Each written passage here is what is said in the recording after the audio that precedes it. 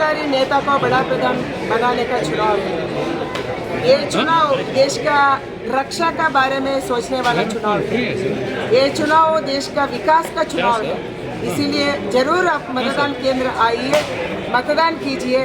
ये आपका अधिकार है एंड आप प्रजातंत्र व्यवस्था के एक उत्सव का रीति मनाने वाले हैं। इसीलिए जरूर आप आइए, मतदान कीजिए।